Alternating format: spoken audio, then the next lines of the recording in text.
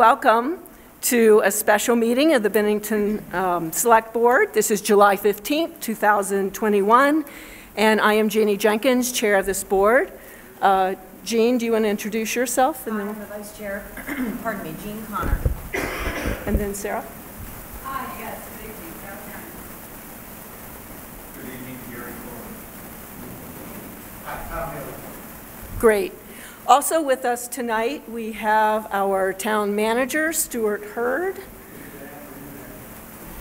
We also have Chief of Police, Chief Paul Doucette. We have Lieutenant Cam Grandy. And we have our Human Resource Director, who is Michelle Johnson. Yay. And all of you. So we're really happy to be here. Tonight's presentation begins a new segment of community policing in Bennington. This next step is to develop a task force that will create a Bennington Safety and Equity Board. There are 4 required components to that board, and I'm just going to go through them really briefly. 3 are really to work on reshaping and informing the police and the policing in Bennington, and those are working on policies and procedures, looking at data analysis, and also focusing on training and community collaboration. The 4th element, which is what we're focusing on tonight, is the accountability component. Tonight, I'm really pleased to have with us Brian Corr, who has worked for the City of Cambridge, Massachusetts as the Executive Director of the Police Review and Advisory Board since September 2010, and also as the Executive Director of the city's Peace Commission since 2008. The Police Review and Advisory Board is the city's civilian oversight agency. The Peace Commission works with other municipal agencies, communities of faith, and nonprofit organizations to promote positive dialogue, foster understanding, and coordinate compassionate community responses to support recovery and healing in the wake of traumatic events and violence affecting Cambridge and its residents. Brian is the immediate past president of NACOLE and a certified practitioner of Oversight. He also holds certifications in group crisis intervention, post-traumatic stress management, and psychological first aid, and has completed a 35-hour train-the-trainer session in trauma-informed policing. We're really pleased to have the National Association for Civilian Oversight of Law Enforcement, or NACOLE, help us in Bennington think through the Safety and Equity Board process. With that, I'm going to turn the meeting over to Brian Corr from NACOLE. Well, thank you so much for a kind introduction. And first of all, I just really want to say it is such a pleasure to be here. And not just because it's Vermont. And of course, anyone from Massachusetts loves to come to Vermont, so I promise to drive well and be kind.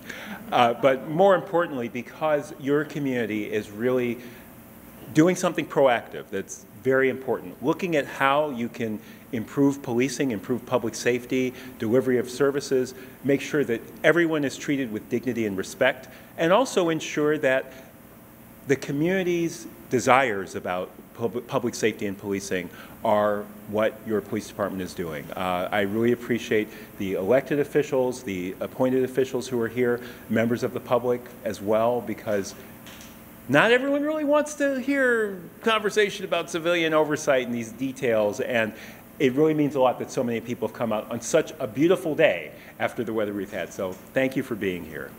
Let me say a little bit more about myself, just very briefly, because you did hear the formal introduction. But as you heard, I live and work in the city of Cambridge, Massachusetts, originally from Detroit, Michigan. I've lived in Massachusetts since '87, came out after college, and have become very passionate about the work of civilian oversight, because the city I live in, we don't get very many complaints about the police. We have a pretty forward-looking police department, and yet there are still interactions that people don't feel good about, or where police have really done what they're not supposed to do at various levels. We're not dealing with serious physical abuse or anything like that. Uses of force are relatively limited in our city and have generally been very appropriate.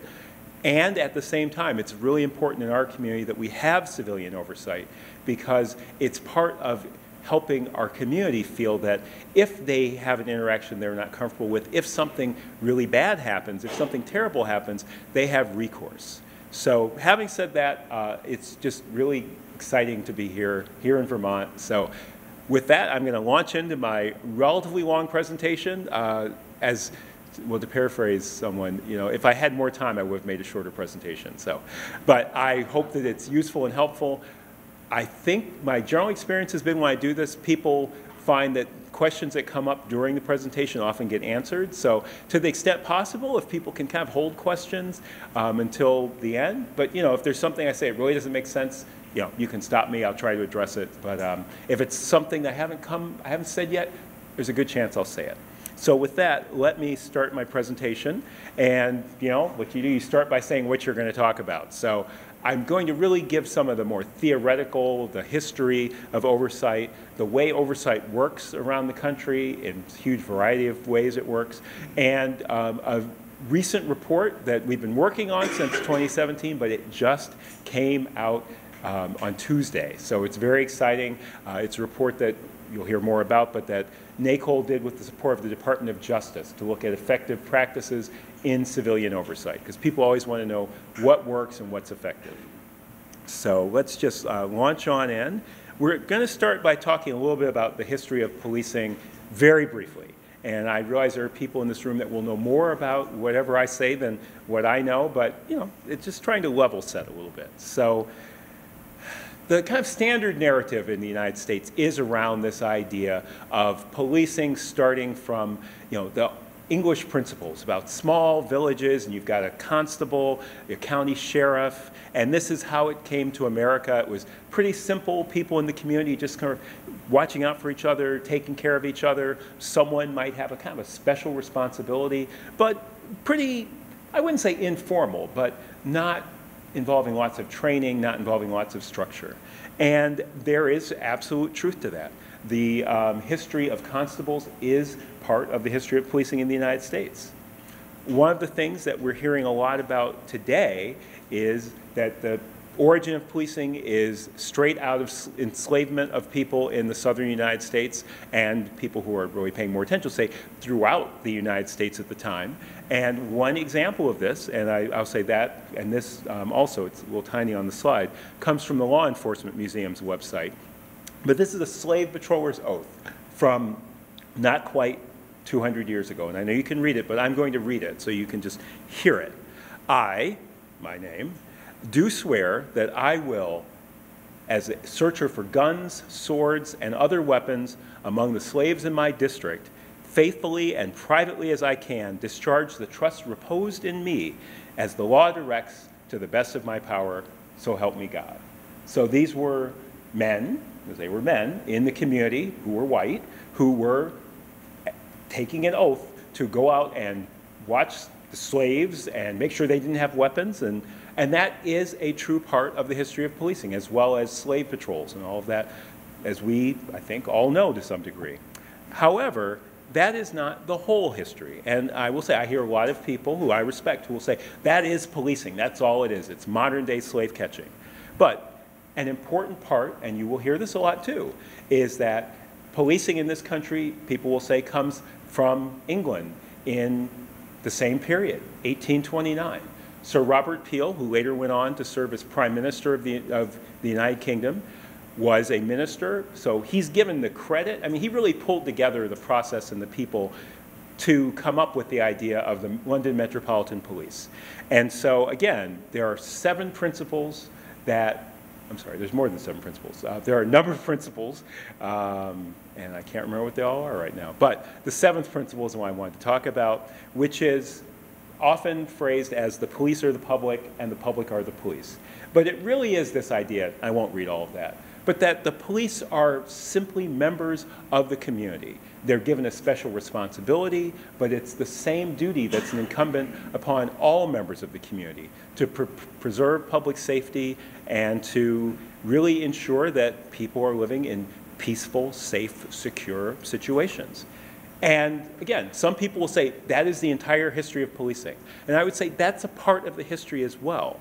But the reality is we have to be able to hold these multiple origins in our minds to really know what policing is coming from And then, of course, there's individual histories in regions and states and communities at different times. But just know that the history of policing is not a simple straight line from a simple concept, but it involves a lot of different things that have led to the current state of law enforcement in the United States. Now, in line with this idea that the police are the public and the public are the police, this is where I will say civilian oversight comes in. So from my personal perspective, some form of civilian oversight should exist in every community. Now, we know communities vary greatly. We have New York City and Los Angeles, and we have cities and towns and villages around this country that are very small, and they all have different needs. But there should be some way for people to be able to express concerns, that you have people who are looking specifically at how to figure out what the community wants in its policing, in its law enforcement, in its public safety. And again, I always say civilian oversight is not enough to make things good, to create legitimacy, to ensure that everyone is treated with dignity and respect. But I think it is a very important part of how the police maintain the trust of the public. And so another thing I just want to mention briefly in this section is this idea of what happens when the police did what they were supposed to do, but we didn't like it, right? So sometimes that's called lawful but awful in the trade. It's something that, you know, yes, this is how the law says you can do things. This is what you're supposed to do, but we don't like the outcome. Now, that doesn't necessarily mean that the officer did anything wrong. In fact, it really means the officer didn't do anything wrong. But it might be that in our community, we want to ask the officers to do different things. We want to ask other people, perhaps, to do those things that the officers are doing. And so some of these examples, when there's no violation of policy, well, we didn't like it, so what can we do as a community to make it the way we think it ought to be? How do we look at rules and regulations and training and policies and procedures? And the other piece about oversight is a lot of people think of it in terms of when something goes wrong, we're going to hold people accountable. And accountability is important and absolutely necessary. But isn't it a lot better to take care of issues that lead to problems rather than when the problems occur trying to hold someone accountable for it? So this idea of back-end accountability is important, but we really want to move to a place where, as much as possible, we have front-end accountability. We have systems in place and trainings in place so that the policing, the public safety work, the law enforcement is what a community wants it to be, and it ensures that people are treated fairly and with dignity and respect. Everybody, everybody. And finally, procedural justice, which I'll say something about later, is often more important than the lawful nature of police conduct. And as I said, I'll explain more, but just think of this idea that people are often more concerned about how they're treated in an interaction than the actual outcome. I mean, sometimes the outcome is really important, but a lot of times what people are upset about is how they were treated. So just keep that in mind. So I'm going to say a little bit about where things are with this work of oversight, legitimacy. President's Task Force in 21st Century Policing. I would imagine most of you have heard something about this. A lot of different things led to this, some terrible incidents around the country, also proactive work to improve policing. But that task force report, which is still available on the Department of Justice website, there's an executive summary. They did amazing work in the space of just like 3 months. Went around the country, did listening sessions, had experts from policing, from community activism, from the law. I mean, there was someone from Black Lives Matter on the task force, and there was the police commissioner of Philadelphia. So, I mean, quite a variety of people came together and agreed on these 6 pillars as key.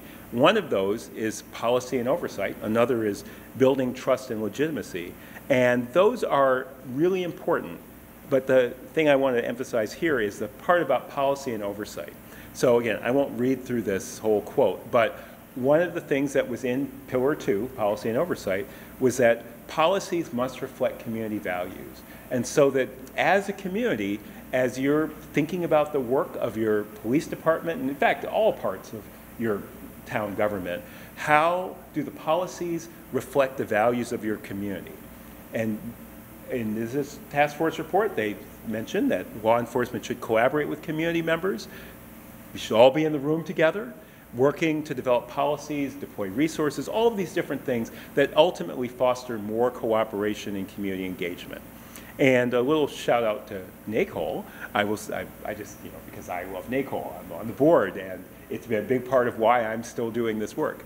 But they specifically called out NACOLE as an example of an organization that is bringing together individuals and agencies working to establish civilian oversight. So here we are. NACOLE is here with you, so thank you for inviting us. It's exactly what the task force said you should do. No, but I'm joking. I'm waiting for the laughter. So there we go, thank you. So I do just want to say this because it was really important for us, because oversight for many years was, people didn't know what it was pretty uncommon. People would just think of it as a bunch of amateurs coming in to judge the police, or a bunch of ineffective government bureaucrats that weren't stopping horrific things. And the reality is that we're a national organization that has existed for almost 30 years that brings together people from all across the United States and other nations that work on civilian oversight. And so it's a growing field, it's an important field, and it's also something that, again, I'm just very glad to be here and glad that your community is looking at how to use this framework to make things even better in the town of Bennington. So I said I was going to say something about procedural justice. So procedural justice, there are many different people who've talked about it, but in this context, it really goes back to a couple professors at Yale School of Law, Tom Tyler and Tracy Mears. Professor Tracy Mears actually served on the task force, the President's Task Force on 21st Century Policing, and they had been doing this work around a number of fields, not just around public safety and law enforcement. But these are very important for law enforcement, for policing, but also for oversight. And I'll say a little bit more about that. But these 4 pillars are voice, and again, it says right here on the slide, having the opportunity to participate in the decision making, to let your side be heard. So it can sometimes be a literal voice, but if you think about an encounter between a member of the public and a law enforcement officer, generally for that to feel good for that person who's encountering the officer, they need to have some sense that they're being listened to, that they have a voice, that they're being heard. Neutrality, that the decision-making process is unbiased and trustworthy. I mean, it sort of speaks for itself, right? If someone you don't know or you do know, you're interacting with them, you want them to be neutral. If they have some power to make a decision about what's happening to you, you want them to be fair and neutral and unbiased. Respect and quality of treatment. Again, interpersonal treatment that is respectful and dignified. Very important. And there are lots of different reasons that people may or may not perceive that they're being treated with respect, but it's incumbent upon those of us who work in government in particular to ensure that, to the extent possible, we are treating everybody with respect and giving them the benefit of the doubt in terms of how we approach them. And then finally, trust. What to say about trust? Obviously, people need to trust that the people they're interacting with, that the law enforcement officer, the police officer, the first responder is someone that they can trust, and that those people are doing their work because they believe in the principles that create positive community, that give people that dignity and respect. So a thing that's really tied into procedural justice is legitimacy. And so these are yoked together in that report, the 21st Century Report, but legitimacy is related to procedural justice, but procedural justice is part of what leads to legitimacy. So there are these, again, I won't read through the whole thing, and this presentation will be available, probably on the town website, so people can come back and look at this, and I've given this before, you can watch it on YouTube probably. But basically these ideas, equality of decision making, people, again, feel things are being done fairly and neutrally, how people are treated, and that this idea of procedural justice being more important. Well, let me give you an example, and this is one I actually often hear police will talk about. If someone gets pulled over and they get a lecture, you were speeding, don't ever do that again, you're gonna get yourself killed, you're gonna kill other people, and you get a warning, it's more likely that you're going to be upset about that than an interaction where you get a ticket, you have to pay a $100 fine, but the officer came up and was very polite and said, "Excuse me, sir, the reason I pulled you over is because you were exceeding the speed limit. I would like to see your license and registration, please." Now, you can do that without compromising officer safety. You can still establish that you're in control, but you are doing it in a way that gives the person the feeling that you're being respectful. And as much as I've heard officers talk about, well, I didn't give them a money fine, I just gave them a warning, and I wanted to make sure they understood what they did wrong. You can do that, but you have to do it in a way where people can hear you. So that's a simple example, and that's my version of what I've heard law enforcement people talk about, but it's very true.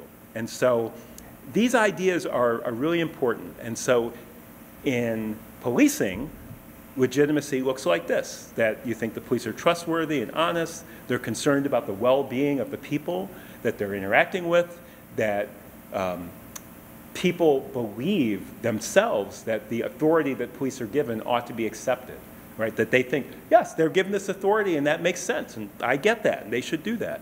That people will voluntarily accept decisions, right? That they'll feel like, yes, this is good, this makes sense, and that people should comply with the law and cooperate with the police. So when those things are present, you have a law enforcement agency that has a sense of legitimacy within the community. Now, people will often say, well, that's okay, sure, the police. Well, what about you oversight people? What about the rest of you? Well, these concepts are just as important in civilian oversight. We have to treat people in a way that's procedurally just, and we have to have all those same characteristics. People have to think we're trustworthy and honest, that we are unbiased, that we are fairly dealing with things, that the oversight is legitimate, and that the authority oversight has, to whatever degree it has authority, it's different in different places, that should be accepted, and so on and so forth. And so these concepts are not just about, well, here's what we need to make the police do. These are also true for those of us who work in civilian oversight. And so I will also note that it's very important for police departments internally to practice procedural justice and legitimacy. When you think about sort of the classic internal affairs idea in a movie where, you know, all the cops hate the IA people, you know, they hate us, they're just trying to destroy the cops. Well, they don't seem to have a lot of legitimacy within their organization. So it's very important that police officers, other first responders in all of these situations where they're encountering the public and dealing with difficult things have a sense that they're also treated in a way that's legitimate, that they're also treated in a way that's procedurally just. And oversight can play a role in that as well. I'm saying a lot about procedural justice and legitimacy, but I do think it's important, and again, it's just kind of recapping what I said, but procedural justice really centers on how authority is exercised, whereas legitimacy is the result of that. So I guess I kind of stepped on my following slide here, but again, as that last point, officers who perceive their work environment to be unfair and unjust are more likely to engage in misconduct, use force, and less likely to support community policing. So again, thinking about how the entire system of public safety is promoting these ideas of procedural justice and legitimacy are very important. So I said a couple things about authority. Again, I know this is kind of like the lecture series on theory, but hopefully it's helpful.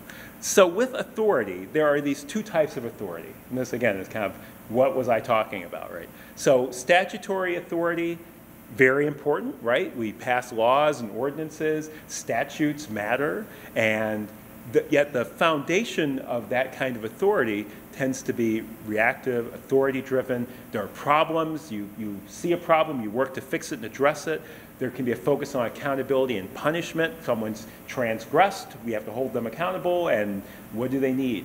Command and control of the lawful use of authority, often necessary, but it's not the only way to do it. And often the way statutory authority is kind of measured is through numbers and results. How many arrests did we make? How many cats did we get out of a tree? How many people did we help across the street? I mean, whatever those numbers are, and I'm not saying that to be funny because these are all things that police do in our country all the time. But you look at numbers and results. Whereas if you're looking at legitimacy-based authority, it's much more about the expectations and values of the community. And so you want to have a proactive approach. You are hoping for willing compliance as opposed to forcing people to comply. You are doing community outreach and engagement. You recognize that the quality of the process is as important as that of the outcome, which I spoke to. And again, that's just as true for oversight. So that's not just about policing and law enforcement. And that the foundation of this legitimacy-based authority includes changing the conditions that lead to police misconduct to the extent it exists. And that you are also looking at where are you successful and how do people feel about it. You know, to paraphrase someone in the room who's talking about a different role, you know, as you do this work and things change, are you still kind of at the same level? Or as you focus on this, are you seeing things improve, right? So that's part of how you look at, are you being successful? So that's kind of my theory section. And the next section is civilian oversight, right? Because I'm here to talk about civilian oversight, not just my theories about how the world works, which are NACOLE's theories as well. So the overall thing about oversight is we are really built on independence, transparency, and accountability. Now again, those things vary greatly. You know, in the United States, there are about 18,000 law enforcement agencies, give or take, and at this point, about 200 civilian oversight agencies. So they don't all, not every place has civilian oversight, obviously, and most of those are in larger communities, but increasingly, we're seeing smaller and smaller communities establish oversight. But independence, accountability, and transparency look very different in New York City than they do in Cambridge, Massachusetts, than they do in Pittsfield, Massachusetts, and then they will here in the town of Bennington. So these are general principles, but how they actually work out and how they apply really varies greatly. And so let's say a little bit about independence. So when you have civilian oversight, these are things that they should be able to do. They should be able to speak with the media. Now again, you're part of government. There are lots of limits on what you can say and how you say it and all of that for good reasons. But they should be able to speak with the media in ways that are appropriate.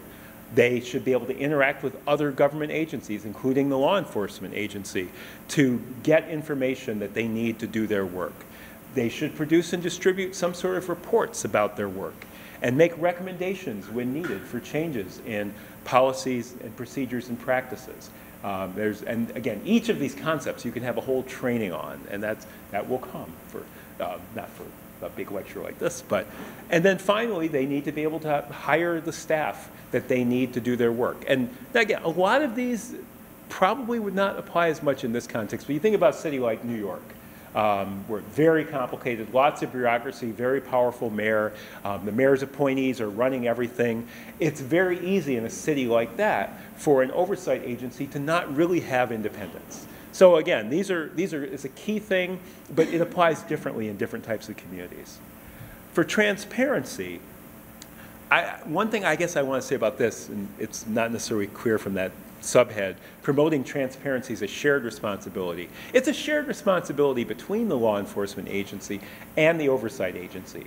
When an agency is established and the police are established, there are rules, there are ways about doing reporting, there's information sharing, you have local ordinances, you have state laws. Every state has different requirements about what can be made public, what can't be, what has to be done in an open meeting, what has to be what can't be given out with a public records request. So it's a shared responsibility, and those agencies have to work in tandem to do, again, it's too much to read, but all of these things about policies, access to reports from citizen complaints, tracking complaints to look at patterns and practices, improving community relations by fostering communication, and collecting data. Now, again, varies on the size of the community. In Cambridge, we have a lot less of this to do than New York City does, but it's still important for us to the extent that it makes sense in our community. And then finally, accountability for oversight with, I guess, any type of function, but specifically with oversight, you have to have accountability by all of the stakeholders. And I'm going to say more about all the stakeholders at some point, but again, I won't read through this whole thing, but accountability really involves making sure that things are getting better, things are being paid attention to, people understand what's happening, and that it really can support everybody, including the law enforcement agency, to have that accountability. It's not just accountability when something goes wrong, but we all have some accountability to someone. If we're in any kind of structure, employment, system, everyone is accountable to someone. And it's really important that that accountability, when you have civilian oversight, does these sorts of things, that it's helping to hold law enforcement accountable when things go wrong, but it's also improving quality. And it's also helping the people in the community to feel heard and listened to.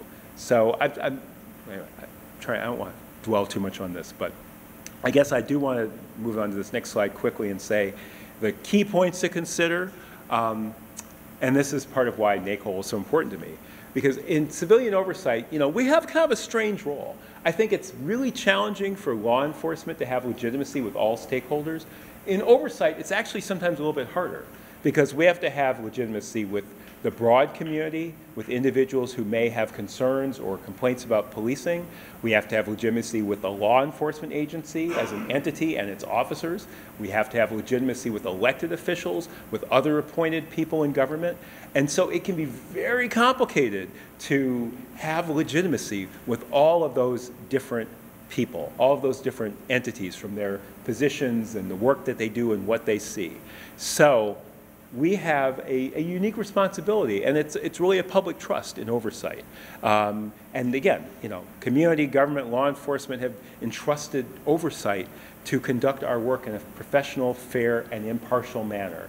And that is really key. And again, I always remind people, especially in communities where there have been very high-profile incidents, that even if oversight is being brought to a community because of something horrible that's happened or a pattern of horrible things, and you have to remember that. You can never forget that's why oversight might exist. But you also have to approach each individual situation fairly and impartially. And so, that's how we gain trust. That's how we show people that we are doing a job that they want us to do that is fair and reasonable. And the other piece, which it says here, is it's very important that we have training in oversight, that we are doing professional development. NACOLE has an annual training conference. Before the pandemic, the last few years we had 500 people from all over the United States and Canada and a number of other nations who come together to get training, to share ideas, to learn. And people who've been doing oversight for 20 years come back every year because there's always more to learn. There are always things that are changing. There are things you can learn from new people in the field. There are better ways to do things. So that's all very important. All right, so how am I doing here on time? Oh, okay. Hopefully I'm not boring people yet. You guys are okay?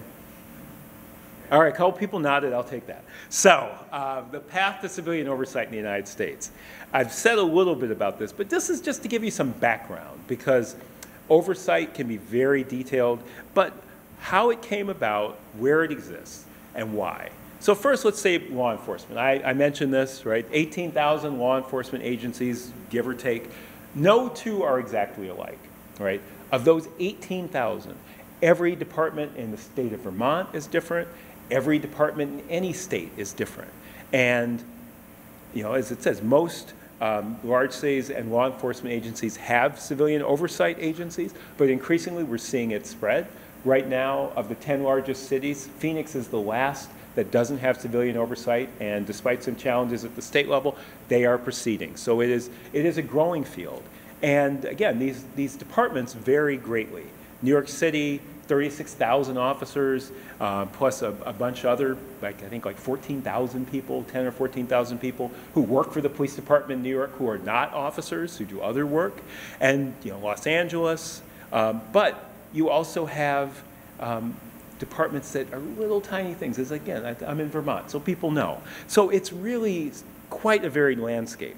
Now for civilian oversight, we have a fairly varied landscape, but not quite as varied, because there's about 200. But again, no two oversight agencies are alike. And it's partly because, again, every state has different laws, but also the history of each community is different. The reasons oversight is created. As we go from this kind of reactive oversight, which is what we saw for decades, to more and more communities are looking to say, I think it's sort of a best practice for us to have some form of civilian oversight. Under the previous, or 2 administrations ago, the Department of Justice, the US DOJ, was doing a lot of investigations into departments that had apparent patterns and practices of constitutional civil rights violations, and civilian oversight was being put into those. I think that will probably continue. And increasingly, as I said, communities are doing this as a way to promote better public safety and policing. So not to stop bad things, but to make things better for everybody, including for law enforcement. So I'm going to just kind of go a little bit of history. So civilian oversight has actually been around for nearly 100 years. 1928 was the first effort. It really was the Los Angeles Bar Association. They were trying to figure out how to do something. They set up a committee on constitutional rights to review complaints of police misconduct. They were lawyers, which, that kind of helps you do things, but they weren't part of the government, right? So they didn't have any direct ability to have an influence on the Los Angeles Police Department at that point, nearly 100 years ago. 3 years later, a national commission, the Wickersham Commission, recommended that there should be a disinterested agency to combat lawlessness in law enforcement. Now, again, if you think about this era, the Depression, the 20s had been right before their Prohibition. I mean, there was a lot that had changed. And it was really coming out of the Hoover administration, Herbert Hoover. And it started looking at the effects of Prohibition, but it ultimately ended up looking more broadly at what at the time was felt to be widespread corruption and unacceptable tactics. And I will say, if you think about large cities at that time, very often police officers were appointed by the mayor or by the city council or something like that. So there was a lot of patronage and some corruption. So the first kind of official civilian oversight agency was in 1948 in Washington, D.C. It really wasn't able to do a lot, but it just wasn't really seen as effective. So that eventually, I think after 18 years, it had only looked at 54 cases. So it was seen as weak as ineffective. 1953, the first New York Civilian Complaint Review Board was formed. It's gone through many iterations. There is still one today, but it's really the 3rd agency. And then in 1958, Philadelphia started its Police Advisory Board. So these were kind of scattered attempts, right? They go back a long time ago, and they weren't what we would really consider kind of modern day civilian oversight. So to move into our contemporary period, the first civilian oversight agency that still exists was the Kansas City Office of Citizen Complaints. They're members of NACOLE. They work somewhat within the police department, so they have access to things, but they are physically located outside. Their staff are not part of the police department budget or system, and yet they work closely with the police department to address citizen complaints. The Police Review Committee established in Berkeley, California, and I probably need to update this because just last week they have a new system. So I can't remember the name right now, but they had a referendum on the ballot and they changed the city charter. So that's kind of the same thing happened. Voter referendum, they establish it. Voter referendum in 2021, and they've changed it. So by 1980, right, 40 years ago, there were 13 civilian oversight agencies. By 2000, more than 100. And today, there are almost 200 civilian oversight agencies with people all over the country doing what you're doing, working to develop a civilian oversight agency that fits and works for their community. So just know that you are a part of that movement. And whatever you think, you're a part of it because you're here. Haha, no. So the evolution of civilian oversight, I kind of said this, but I just want to emphasize, it's often been reactive. There's some incident or series of incidents. The goal of the agency is to respond to individual complaints. They wouldn't even look at policies until a complaint triggered a concern about a policy or procedure. It's often very much in kind of the criminal justice, criminal legal system framework. There could be hearings and administrative process. And you present your evidence and you present your evidence.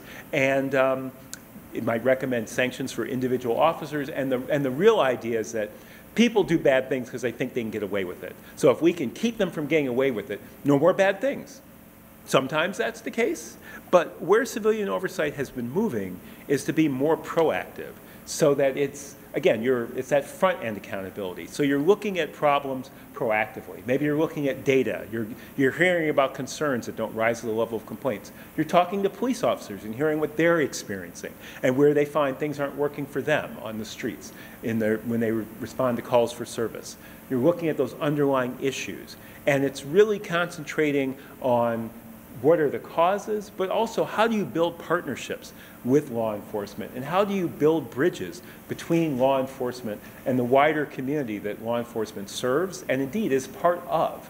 So that is where civilian oversight is moving, that it really is increasingly working to make things better as opposed to address problems that have already happened. One thing, I'll just say quickly, benefits of oversight. I could go on a long time about this, but oversight done well, done the way that we at NACOLE, and I personally think you should do it, it will build bridges through community engagement and outreach with stakeholders of all types in the community. It really does involve accountability when necessary. It should have those mechanisms that can hold people accountable, and that includes both law enforcement and the oversight agency itself. We also have to be held accountable. It can help with risk management. As anyone who's worked in government or many other fields knows, one of the things that we have to worry about is managing risk, making sure that we're not doing things that are going to cause problems legally, financially, morally, personally, and oversight can really help with that. And it helps to limit the risk that a town or city faces because you're addressing misconduct. You're not letting things go unchecked. And again, that's not true in every community, but there are communities where that is very important. It supports effective policing. It supports constitutional policing. It helps to increase public confidence and trust through these ideas of legitimacy by allowing people to see the process is working, by allowing people to have a voice. And it is also really protection for everybody because it protects the community by having this mechanism, by having this ability to address concerns, and it protects law enforcement through having a neutral entity that is outside of the department that can look at things. Because, one thing that's important to know, and I always want to remind people about this kind of on the front end, that most complaints are not found to be sustained. And sometimes that's because you just can't figure it out. You don't have the evidence to demonstrate it.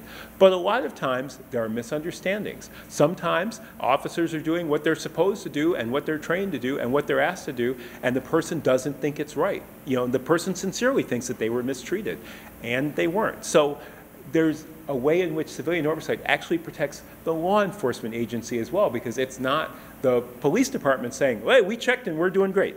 It is also, it's someone who's outside of that who is doing that. So there are many different ways that oversight can really benefit the entire community. Let's see. I'm going to kind of go through this quickly, but some common goals of oversight. You want an accessible complaint process. So, many places you'll see there's something on the website, you can make a complaint. Many places actually you can make a complaint or you can make a compliment, a commendation. But there should be a way on the website, there should be forms available, there should be a phone number you can call, you should be able to mail something in, you should be able to go in and talk to somebody if you have a complaint. You want to make sure that whatever investigations happen, however they're done, in my city, we generally rely, in almost all cases, on the Professional Standards Unit, which is Internal Affairs, to do investigations for our oversight board, but they still are our investigations. And I meet with the investigators, and I meet with the head of professional standards, and we talk through those cases before they go to the board. And I will talk to them about what I think the board is looking for and what they're going to want to see, and why didn't you talk to this witness? And so it has to be fair and thorough. In that way, it needs to be able to improve public confidence in the police. If you set up an oversight agency and it's not having any impact on anything, that's a problem. And impact doesn't just mean you're holding people accountable or you're improving police-community relations. It can really be as simple as now people have someplace to go to talk about what happened to them when they felt like they didn't have any place they felt comfortable going before.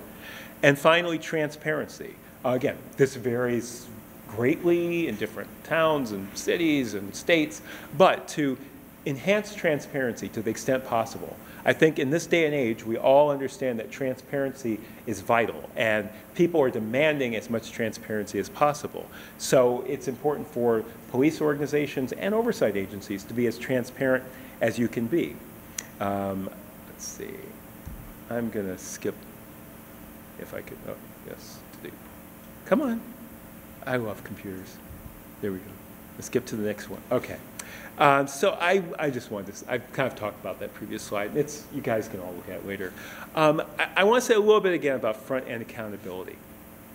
So there's a professor at New York University, Professor Barry Friedman, and he runs this thing called the Policing Project. So the Policing Project is really interesting because they're trying to figure out models of how to listen to communities and hear what they want and then bring that back to the city, to the town, to the law enforcement agency. But here are some of the things that they have really been focused on over the last, I'd say, 6 or 7 years, right? So many conversations on the underlying causes of the problems in policing. Now again, not everyone thinks that there are problems in policing, but to the extent that many people have concerns about policing and aspects of it, it's an ongoing conversation. And again, I don't know if this is true here, but in many places I go, communities, especially communities of color, communities that are impoverished, have a lot of concerns that involve being over-policed and under-policed. And just to say what that means, right, is that when I want the police to come help me, they can't be found. But they're stopping kids on the corner, asking them what they're doing and doing stop and frisk, right? You think about someplace like New York City and how people are experiencing policing, whatever the exact details are. But community members often feel both over-policed and under-policed. And so they have this experiment to figure out how do we look at what people want and then bring that back to law enforcement. And so that's a specific way of doing it. Like I said, it's out of New York University. But that idea that you're trying to figure out what you want in your community and then help make sure that the law enforcement agency is doing that. It's not a simple process, but it's important. And as we all know, it's hard sometimes to hear what does the community want. We hear from specific voices, but to do this well, you really have to listen to, find a way to hear from the whole community. And that is a key part of front-end accountability. So this might look like the end, but it's not the end. There's more to come. Is civilian oversight the answer? It is not. But as I said before, without civilian oversight, some form of civilian oversight, it is very difficult for the police to maintain the public's trust. Now again, broadly, you've got a select board. I mean, that is a form of civilian oversight. You have a town manager, a form of civilian oversight. But I guess I would say that to the extent that you have people who are specifically trained in how to do that work and to understand it and to be able to look specifically at the role of law enforcement and to do that in partnership with law enforcement, it's closer to it. And so to the extent possible, I would love to see everybody have civilian oversight. So what is civilian oversight? So I said, I've been talking for 45 minutes. He still hasn't told us what civilian oversight is. So what is civilian oversight? I'll give you a little context and some specific details, some content. So right now, civilian oversight is being talked about. Now, I will say that in the broader world of looking at police reform, police accountability, abolish the police, defund the police, strengthen the police, civilian oversight is a little bit off to the side, right? But for us, this has been a period where we've gotten a lot more attention. And so it's important that for us that people understand what we mean by civilian oversight.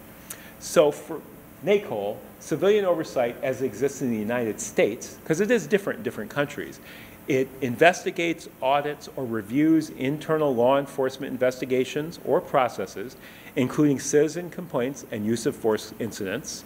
And again, I'll say in larger communities, there's whole use of force boards and that civilian oversight is part of in an increasing number of communities. That it conducts ongoing monitoring of law enforcement agencies' policies, procedures, training, and management and supervision practices, and/or it includes any agency or procedure that involves active participation in the above by persons who are not sworn officers. So I'll say a little bit more about that, but really, civilian oversight varies greatly. And you've got civilian oversight where you have civilians who actually are running the internal affairs and training units, and others where you have people who are volunteers who review investigations to see what they think about them and make recommendations. I mean, there's a huge range. But there are some common models, and this is often what people want to know. So what are the models of oversight? Well, there are, generally you'll see 3 basic models talked about. A review-focused model, which is what I kind of mentioned, where you have people who are reviewing investigations and maybe even reviewing policies and procedures. I think that's often really good if they can do that, and make recommendations, help offer advice, may even make decisions about those. But it's still a review of investigations that are done by the law enforcement agency. The investigation-focused model is much more, in fact, let me just go to the next slide. The investigation, and I know you can't read that, but I'm going to say it. The investigation-focused model is kind of, again, what it says. The oversight agency actually does investigations. It has trained investigators. They may come from a law enforcement background. They may come from an auditing background. They may come from other backgrounds, but they have specific training in doing investigations. And so that is part of what the oversight agency does. It actually investigates the complaints and makes findings. And then the third model, the Auditor Monitor, people often say Inspector General as well, that is a model where it's generally not looking at individual complaints, but it's looking systemically. So they're looking at broad trends. You know, what are we seeing happening? What are the kinds of complaints that we get? Where are the situations where things are going wrong? Are there certain types of training that don't seem to be effective? Are there certain classes that came out of the academy that are not doing things as well as they should be because of some problem in their training, for example? And then increasingly what we have are hybrid models.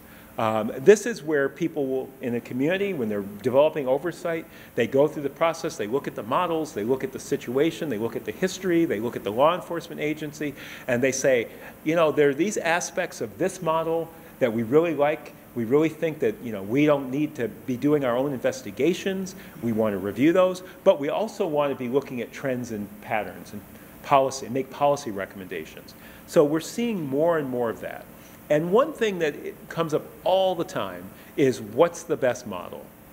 And our answer is always, there is no best model. There is no one way to do it. You really have to find ways that work for your community, that fit your, again, the local context, the history, the legal context, the needs of the community, the size of the community, the issues you're facing. And then you have to figure out what works for your community. And I guess the other thing I'll just say is that when people look at oversight, you'll hear a lot of comments in the media and on websites and the ACLU sometimes about, well, oversight has failed and it doesn't work. I will generally say to people that oversight may have failed to meet expectations, but you have to look at, did it do what it was established to do? And if it didn't, did it do it because it didn't have the resources it needed, because it wasn't given access to the information it needed, because it wasn't properly staffed? I mean, there are lots of different reasons why oversight might not meet the expectations. So whatever model or hybrid a community goes with, you have to make sure that it's appropriate to the situation, to your community, that it has the necessary support, financial and political, that it has the needed authority, and that people understand what the oversight agency is going to do, what it can and can't do, how it's going to do it, and that people are seeing, is it happening? Does that actually, is it doing what it's supposed to do? A couple slides I'm going to try to run through quickly, even though they're important, is credibility. So now again, this is where sometimes people go, oh wait, oh, this is what they said they're going to do. But it's important, right? So when you have a civilian oversight, in whatever form, those people involved in it, they should be familiar with the police practices, how investigations are done, criminal law, criminal procedure, not as an attorney, but just a basic sense, because we all watch TV, we see police shows, and we know that that's not really how things work, right? So you have to have more than the, oh, well, I saw this on Law and Order. You really have to have basic understanding of criminal law and criminal procedure and how the police when they show up for something, what they are empowered to do and how they're empowered to do it and how they're trained to do it. We need to be impartial and objective, and I say that all the time, but again, however we got here, whatever the reasons were that led to oversight being formed in our community, we have to be impartial and objective. We have to be willing to meet with and communicate with the police organization and its staff. Some people would say, well, you know, you're on the opposite side. You know, that's like, you know, one team going over to the other team's side. It's not. We have to be working together. We may not always agree. We may not even always like each other in some cases, but we have to be colleagues and we have to be able to communicate and work together. We obviously have to comply with confidentiality laws and evidentiary standards in our work. It sort of sounds like a no-brainer to me, and yet I can't tell you how many times I've seen situations where people are saying, well, you know, but if the oversight agency had this, how come they didn't release it to the public? How come they didn't? Because you have to follow the rules. I'll just leave it at that.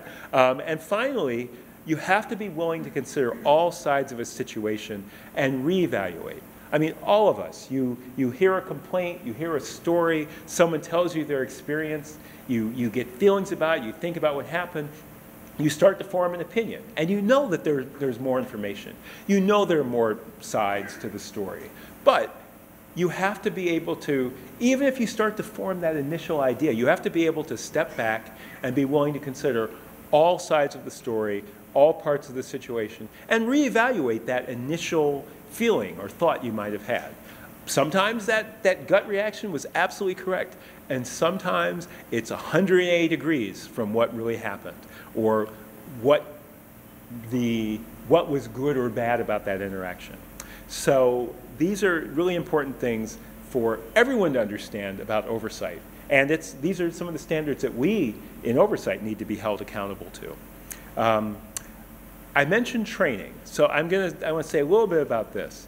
So let's say that Bennington's at the point you've got a board or commission set up, and these are some of the basic things, right? I mentioned the policies and procedures that the local law enforcement agency uses. What we call essentials of civilian oversight. Like they would sit through this thing, but like longer and more detailed, and smaller, one-on-one, or a small group, and additional information, right? But they have to understand the field, and they also need to know what their authority is and what their responsibilities are. Because as I said, every civilian oversight agency is different. So you might be reading something about, well, I was reading about in Cambridge, Massachusetts, here's what they do, so we're going to do that here. Well, maybe you're not going to do that here because it depends on what you are established to do. So those are all really important things. And the training should happen as soon as possible after people are appointed to a board. And as I said earlier, it's ongoing. It's like continuing education. It's not a one and done. I've worked with a couple of communities who said, well, so what we want to do is tape your training, and then whenever we get new people, we'll just show them the tape. It's like, yeah, no, that's not going to work. I get it. You don't have a lot of resources. Government is tight. There's not a lot of money, and you need to get people trained for real. Also, people have diverse backgrounds. Increasingly, when people establish oversight boards or commissions, they want to get diversity. They may even mandate that you have people coming from different backgrounds or something, different parts of the community, whatever that kind of diversity is that could be defined. And those people have very different backgrounds and histories. So it's also important that that training happens so that people have a common ground of understanding. You come to it through your lived experience and with your background, but you have to all be operating from I'm not a sports person, so from the same playbook. I think that's like a thing, right? So you have to have some common understanding in language and knowledge so that you can reach decisions, so that you can use that knowledge and expertise to understand what's happening and make decisions that are based on that. And that you want that training to be a combination of people from civilian oversight, people from the law enforcement agency, and other community and governmental people. You may want to have training from community activists that are working on these issues so that you understand, and again, have that shared understanding of what people in the community are saying. You might want to have training from other government departments. Obviously, things like how do you do public meetings and all of that. You need that kind of training as well. But training really needs to come from a variety of places to cover the range of things that you need to know. And I guess I would say also, increasingly, many oversight agencies have understood, and I mean law enforcement has gotten this for a long time, and it's more in public discourse, understand the role that mental health and mental illness plays in many interactions. So for the board to also get training from mental health providers, groups like NAMI, working on mental illness issues, these are very important as well for the oversight staff and the board to know. And since I mentioned staff, I say quickly now, I'm going to say, I don't know that the town of Bennington will establish something as a dedicated staff person, considering the size of the community. I mean that in a positive way. But if you do have staff in any way, shape, or form that is working with this board, they also need to get training. They need to get training in policies and procedures, essentials of civilian oversight, the authority and responsibilities, and that continuing education and professional development, I think, is actually even more important for staff. As our field grows, there's more and more knowledge. People are doing really innovative things. People are creating all sorts of new ways to resolve conflicts, to train members of the public in how to interact with law enforcement in positive ways, to train law enforcement on how to understand people who might be dealing with dementia or other issues where they may not be able to respond to commands. And again, many departments are already doing that, but that's something that should also be part of what the oversight agency is looking at. So, to kind of reiterate, training and professional development is key for credibility. New members get the information they need, that you are developing and implementing an effective program of board orientation that's shared between the oversight practitioners and the board members themselves, again, more applicable probably in a larger community, and that there's a commitment to developing a well-informed board with the knowledge that they need to do their work. So I guess my key points to consider around that would be, again, I'm just going to say again, you saw this before, right? We have a unique role as public servants when we work in civilian oversight. We gain trust through our commitment to the public good, through treating people with procedural justice and developing legitimacy, and that we are constantly working to improve our knowledge, make sure we're staying current with the state of the field, and that we understand the policies, procedures, and practices of the law enforcement agency that we are doing the oversight of. So very quickly, I'm not going to read through all these, but we also have a code of ethics. It's on our website. But this is what we demand of people involved in this work. Personal integrity, that they're doing independent and thorough oversight. I mean, that from any direction, right, that is independent and thorough. Transparency and confidentiality, it's sometimes complicated, and they're both vitally important. That we treat everybody respectfully and in an unbiased way, everybody that we deal with. That we are constantly doing outreach and building relationships with all stakeholders, that we're looking at our own work and we are committing to reviewing our own policies, that we have professional excellence. I mean, who doesn't want that? But we want to say it out loud, right? This is not like, yeah, I'm just going to do this because it's kind of cool and I get to look at the stuff. This is great. No, we want to be professionally excellent in our work. And finally, our primary obligation is to the community.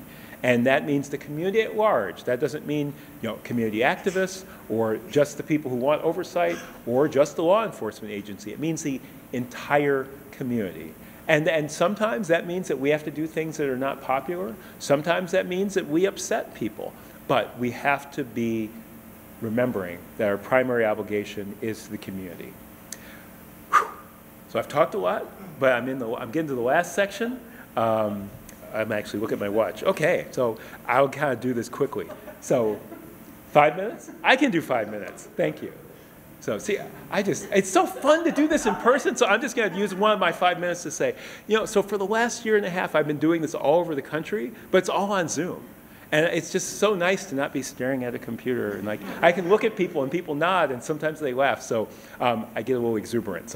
But having said that, so I got like 4 minutes and 8 seconds. So civilian oversight. I mentioned that this week we released this report. So part of the President's Task Force on 21st Century Policing, a recommendation was that there needed to be research into what makes civilian oversight effective.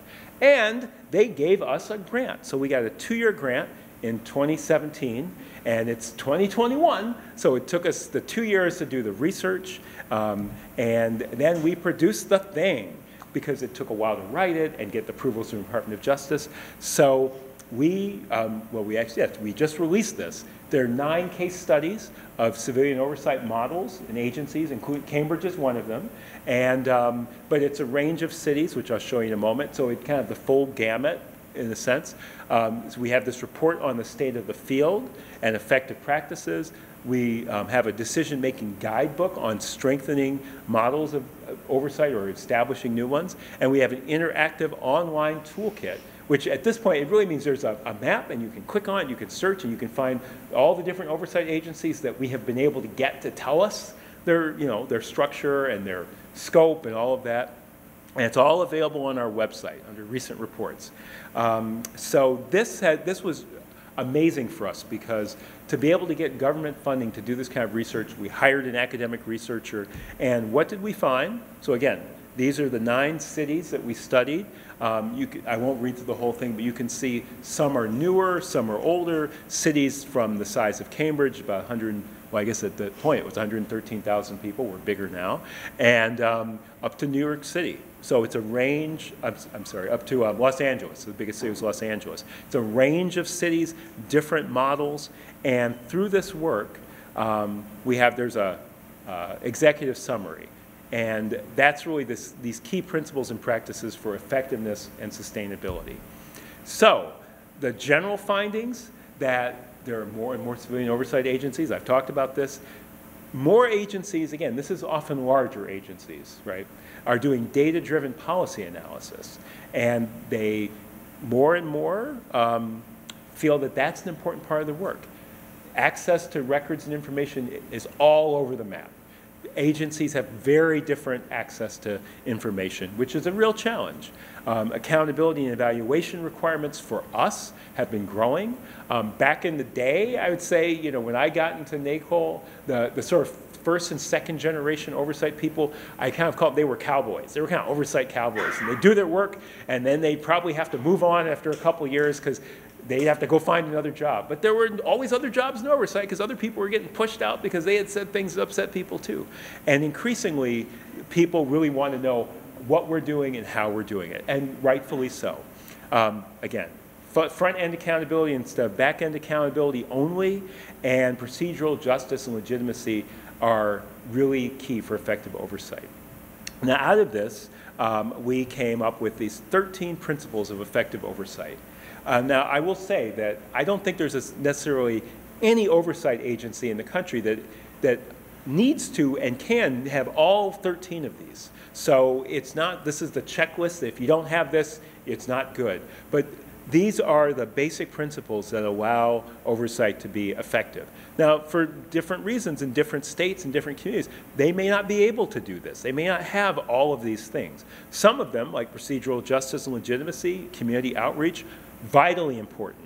Clearly defined and adequate jurisdictional authority. If you don't have that, no one knows what you're supposed to do and whether you're doing it. So certain things are absolute necessities. But really, as you look at these, and I think as Bennington is looking at these concepts, which I'm going to move them away, but they're around, you can find them, we'll send them to you.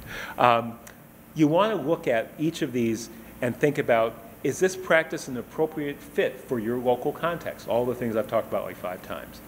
How will a given effective practice strengthen your civilian oversight in regard to the whole package? And then finally, what are the unintended consequences of implementing a specific practice? So just to back up for a second, I'm not going to, oops, too far. I'm not going to try to come up with examples, but as you think about some of these, just imagine, well, what would this mean in our context if we had unfettered access to records and facilities? Maybe that's a good thing. Maybe that creates legal challenges. Maybe it's not possible in your community because of state law. These things vary quite a bit. So you want to figure out what's an appropriate fit, how it would strengthen your oversight, and what are the potential unintended consequences. Okay, I'm almost done. So when you think strategically about those, you want to be thinking about how do you build on your opportunities while addressing challenges. You know, there are a lot of opportunities right now in civilian oversight, but there are also a lot of challenges. You know, how do you build legitimacy with all stakeholders and goodwill for the future? So what you do from the beginning of this process will live on. And if you want it, you need to start out on the right foot to be on the right path. Because otherwise, when you get to the end of that path, people are still questioning how you started it, right? So you want to be thinking about this all the way through. You also want to think about what your priorities are and what can go on the back burner. I come out of an activist background originally, so I get that activists, everything is really important. Nothing should go on the back burner. And the reality is we often have to make choices about what we can do now, what we can do next year, what we're going to try to do the year after. And you also have to keep evaluating. So you have to adapt to conditions to achieve your mission. You want to stay true to the principles, but you have to figure out what actually is going to work. You know, where's the political capital? Where's the political will? And avoid binary thinking. Either if we get this, it's great. If we don't, it's useless. If they're with us, they're great. If they disagree, they're evil. You have to avoid that. And that is certainly something that's happened a lot in our society broadly the last many years. So really part of adapting is being flexible while still sticking to your principles. Last here, a little plug for the NACOLE conference, because this year we're doing a hybrid. We've got an in-person conference in Tucson in December, which we're hoping, we won't have 500 people, we're hoping to have 200 to 300 people. It's an amazing conference for people in oversight. But we also have a virtual conference that will be online. There will be sessions 3 or 4 days a week between August and October. And check it out. Go to our website. And then last thing I want to leave you with here is this image and this quote. So the image on the left, nothing about us without us is for us. This is a slogan that is often associated with the disability rights movement because it came out of disability rights and youth movements in South Africa. Nothing without us, nothing about us without us is for us. And that speaks to inclusion. And that means everybody, right? So it means visible minorities, as they say in some places. It means law enforcement. It means command staff and rank and file sworn officers. It means elected officials. It means all of you. And the last thing, if you have come to help me, you are wasting your time. But if you have come because your liberation is bound up with mine, then let us work together. And for me, that's a key principle, because ultimately, I don't do this because I'm trying to save other people or help people. I'm doing this because I think that if we improve public safety and the way people feel about it and the conditions that law enforcement officers work under and all of these things, everybody will have a greater measure of human dignity and respect. So that's a statement. It's often attributed to someone named Lilla Watson, but she would tell you that that quote comes out of her community, the Aboriginal Australian activists back in the 1970s. So please keep those in mind. And so with that, I will put my last slide up. Sometimes at my peril, I make myself pretty available. That's how to reach me. Those are my pronouns. That's my actual phone number in my pocket. So I'm not really asking all of you to call me, but I just want you to know that I really do try to be available, and NACOLE tries to be available, because this is not easy work, and it's controversial often, and some people think there's no need for it, and some people think we should have had it 50 years ago, and everything in between. So just know that the fact that you are here in this room tonight at this meeting is hugely important. And years from now, people will look back and say, so how did Bennington get so far ahead on this concept of increasing public safety through civilian oversight and really achieve such a great community around those issues? They'll point back to the work of the groups that have been meeting, the activists, the select board, this meeting, and everything that comes after this. So thank you for your attention for my long-winded remarks. I really appreciate your being here, and I think probably people, if you still want to talk to me and have questions, I'm perfectly available at the pleasure of the select board. So.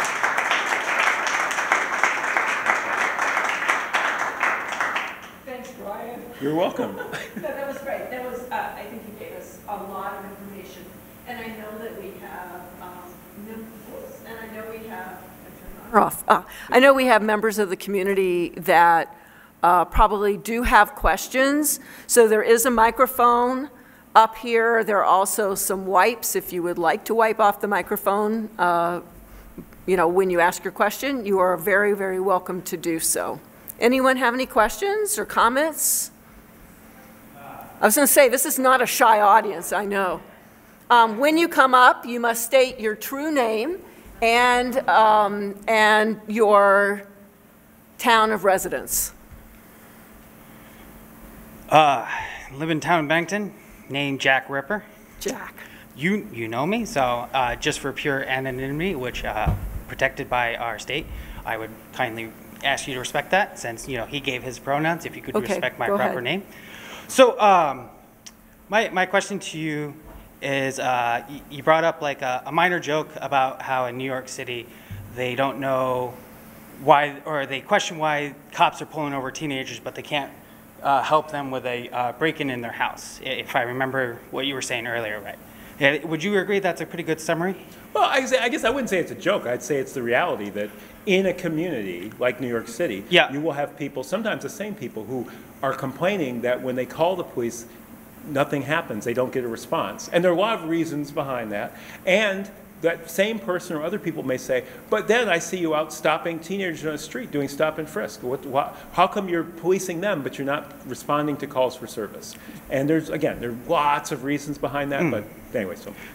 So you are aware that, I want to say less than a month ago, New York City's police department had to put out a statement saying that due to defunding the police and other policies that were put into place, that they had to cut staff so short that they couldn't respond to calls of like petty theft, simple assault, and other petty crimes, or even as heinous as crime as property damage, property theft, and stuff like that, that they would not respond to.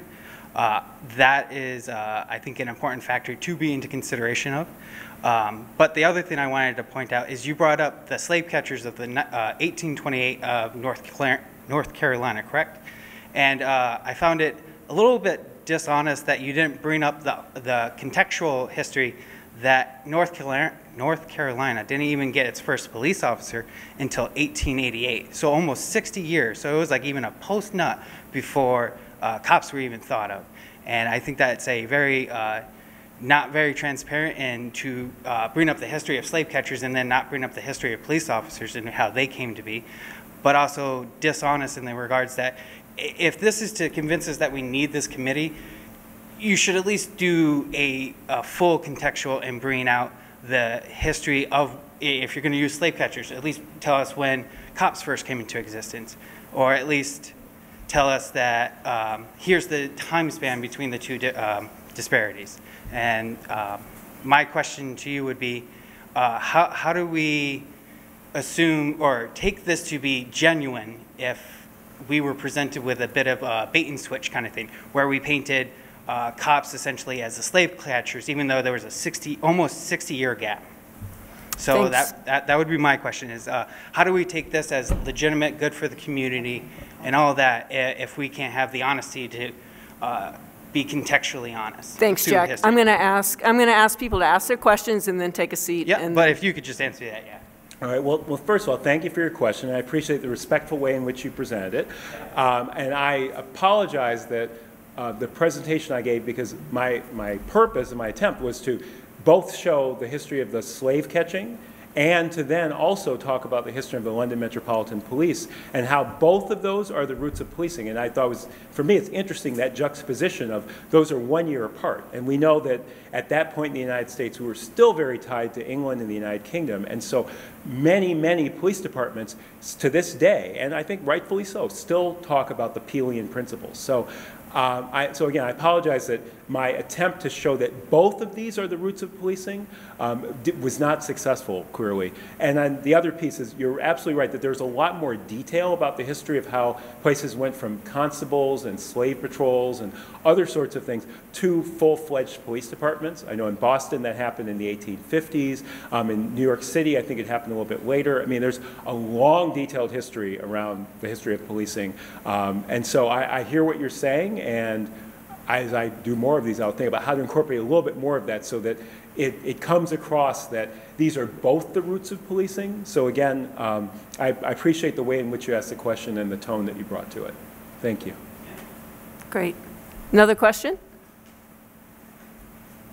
So I'm Marsh Hudson Knapp from Pownell, Vermont, and I liked principle number 12, really great. It's been on my mind, and it just sort of got me itchy. The two questions that it stirs for me are, what processes and protections have other communities set up to get input in their creation of a police oversight process so that they can get residents who feel unsafe to speak up and feel free from possible retaliation? All right, no, thank you. A really important question. Part of my regular theme is, it varies. Different places have done different things. So, but what I'm seeing increasingly is many communities, the first step is they set up a task force. So I think Bennington is right in line with that. You set up a task force that's role is to listen to the community, recognizing at community meetings you don't hear all voices. So also talking with other stakeholders, meeting with community groups, with activists, working to have big public sessions, but also one-on-one conversations, asking people to provide information, and really doing everything you can to find multiple ways to hear from people. And especially, anonymity can be a challenge, and it's also important to hear from people who want to remain anonymous. So all of that has to be part of the process. And that's one of the things that NACOLE has been working with many communities on and really recommends, that you don't just sort of pass an ordinance or adopt a bylaw or put something on the warrant and just do it. That you really have a process that involves education for the public, that includes all stakeholders, including community activists, people who may have had negative experiences, law enforcement, all of those are part of the process. And then that is sort of taken, worked on, outside people come in and give advice, and then ultimately there should be a process where something is adopted and made an ordinance, a bylaw, and whatever, depending on the form of government. So I would say that from my experience, Bennington is doing it well, and I think partly because they reached out to us early and said, how should we do this? So I think that's the kind of process that we've seen that most often leads to a positive outcome. Yes, hello. My name's Robert Ebert. I live here in Bennington. Thank you for coming here this evening and making this presentation. I was wondering if you could give us any examples of unintended consequences that communities have experienced and had to deal with. Okay, well, here's a good example. Now, I haven't mentioned subpoena power because I feel like it's not because on purpose, but sometimes it's the third rail of oversight conversations. So a lot of people, especially, and I'll say, I used to work at the ACLU, so I can talk about the ACLU. So the ACLU is out there telling everyone you have to have subpoena power or it's useless. I won't go into all the details, but for a lot of reasons, I think people tend to think if you have subpoena power, you're going to be able to force officers to come in and tell you the truth, the whole truth, and nothing but the truth under the pains and penalties of perjury. And the reality is, for a lot of reasons, you can't. I mean, basic, Fifth Amendment rights, there's Supreme Court decisions, officers have garrity rights, so command staff can order officers to tell them what happened, but then that can't be used in certain types of procedures that could lead to criminal things, right? So, subpoena power, this becomes a thing. People get fixated on it. And so a good example would be the city of Newark, New Jersey. So in Newark, they had a lot of different things they put in, but subpoena power and other things, and immediately after the city passed an ordinance, the mayor signed it into law. It was part of the federal consent decree after a Department of Justice investigation, the pattern and practice of constitutional violations. That issue of subpoena power, along with a couple of other ones, led to a lawsuit from the State Federation of Police. So that lawsuit, there was immediate injunction. Basically, nothing happened for about 2 years. Eventually, there were rulings. The agency got many of its powers back. But the whole idea was that they wanted to have the strongest form of oversight anywhere. And the reality was that they tried to do something that didn't necessarily fit the conditions. They didn't do as much of an assessment of the political will that there was, of the political landscape, and understanding So this is a big picture example, but the unintended consequence of Newark trying to create the strongest form of oversight ever was that it took 4 extra years to get it off the ground. I just did a training for them like 4 months ago to train their investigators, because having been established in 2016, they just brought investigators on board in 2021. So what it's meant is that the community has been waiting for years, and people in Newark have been trying to get civilian oversight since 1967, when they had the uprising/riots/rebellion in Newark. Multiple mayors talked about civilian oversight over decades, and then when it finally happened, it stalled out. So that's hopefully kind of a long-winded, but an example I would give. Hi, Christy Papoon, Bennington. Is NACOLE, do they support law enforcement being on the task force and the oversight committee? And if so, what has some of the outcomes been in other communities that have done that? I'd say we don't have a position on that because it's been done in many different ways. In some places it's in the ordinance that they have to be, in some places it's not. I think it can work either way. Now, it can be a little challenging to have current sworn law enforcement from the agency as voting members of a board, right? Now, there are places that have done that, but it can cause some problems. Often what you'll see is they'll have non-voting members, or you'll have members who are retired or former law enforcement, or members who are maybe law enforcement from a different jurisdiction, because one of the benefits of having law enforcement on that oversight body, whether former or past, is that they may know things and see things that people who don't have that experience don't see, both in ways that might say, well, you know, actually, that doesn't seem unreasonable to me, and like, well, I don't care what the officer said, there is no way that should happen. Now, having said that, there are people who feel absolutely like law enforcement should not be anywhere near the board, and other people feel absolutely you have to have that law enforcement voice to have all these perspectives represented. So there isn't a right or wrong way.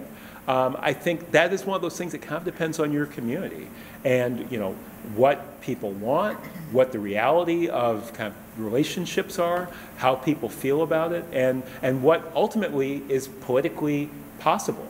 Because in the end, oversight needs to be established by the government. And if the government doesn't think this is going to work, it's not going to establish it. So hopefully, again.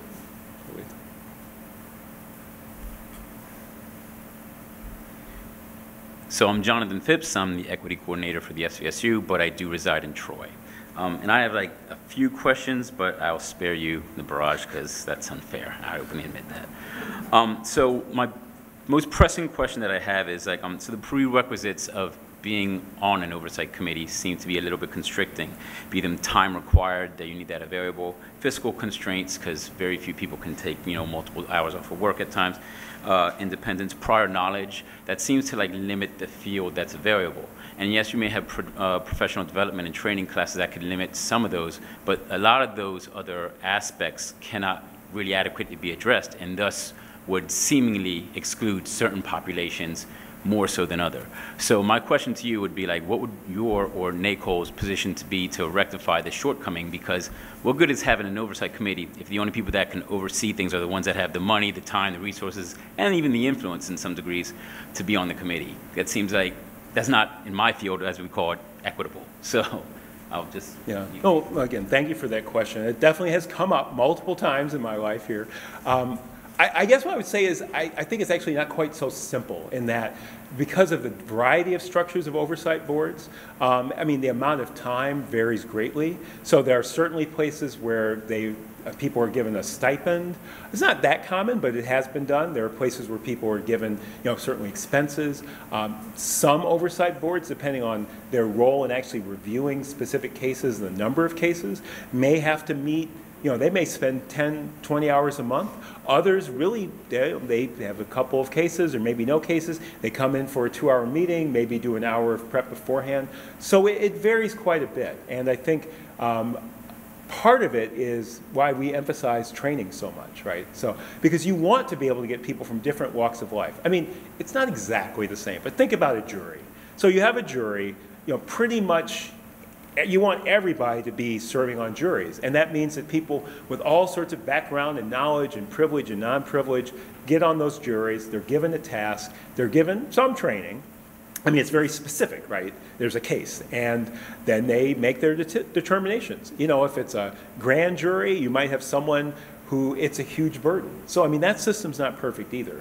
But, you know, to the extent possible, working to figure out how can we make it doable for people, because you want to have a variety of people. You don't just want lawyers and academics and people who are retired, which, as I think many of us know who are involved in government, that's often who serves on boards and commissions and nonprofit boards. So it's not easy. I mean, it's a real issue. And I would say ultimately it's an issue that is not unique to oversight, but it's really an issue that communities face around the country, if not the world. That how do you really get a meaningful variety of voices to do work that can often be very detailed and somewhat boring, that can be a real-time commitment. So in oversight, I would say we see people working to address it, and it's still a work in progress. This is part of what we have to learn from each other, because just like how do you really hear from the community?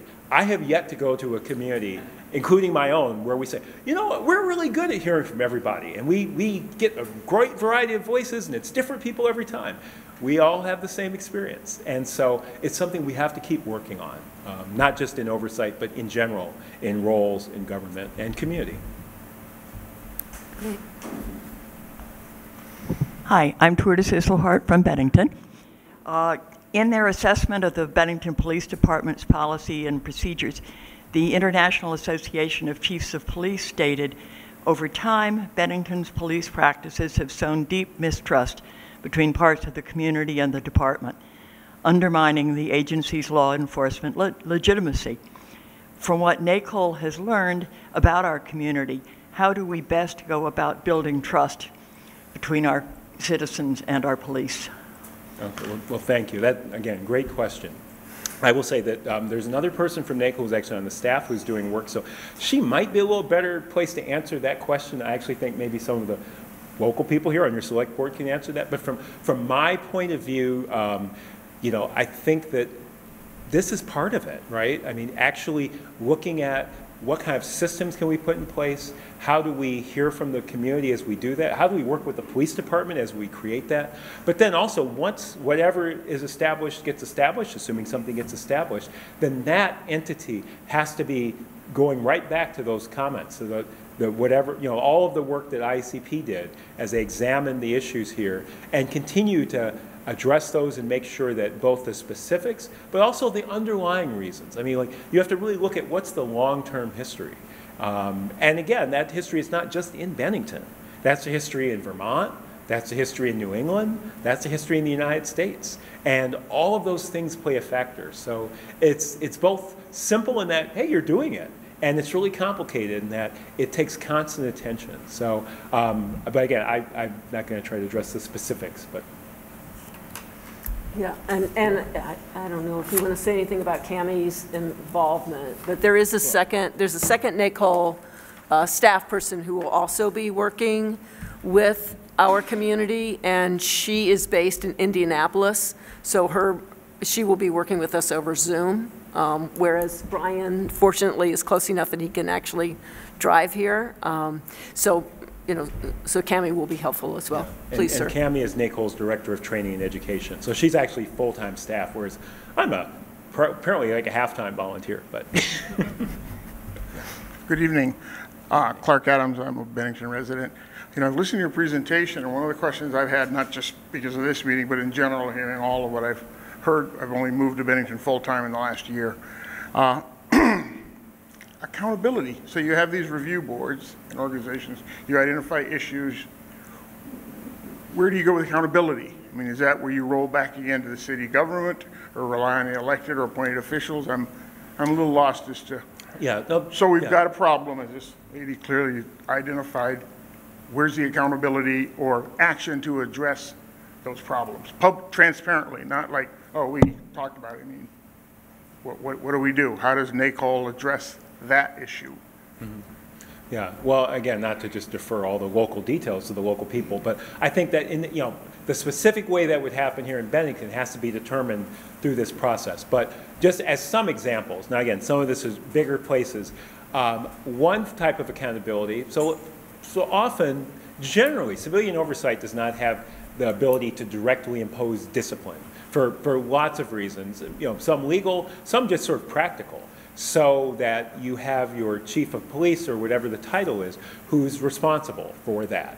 But let us say, for example, and many places are doing this now, that the Oversight Board, the Oversight Commission, makes recommendations about a specific case or more broadly about policies and procedures. And again, it depends on how it gets set up. But if they have that ability and power, now it's generally still up to the chief to do something about that. So a more and more common practice is that you ask the law enforcement executive to respond in writing if that person disagrees with the recommendations and findings, outlining why that is. And I will say that actually has been a very effective practice in many communities, because so you may not get what you want or suggest, but the fact that you actually have to get that explanation, it may make you say, wow, that makes sense, or it may make people say, okay, well, we heard that, but now it's going to go to a different level. We want our government officials to interact with that police chief and say, we saw your response and we understand where you're coming from, but we need to talk about this. So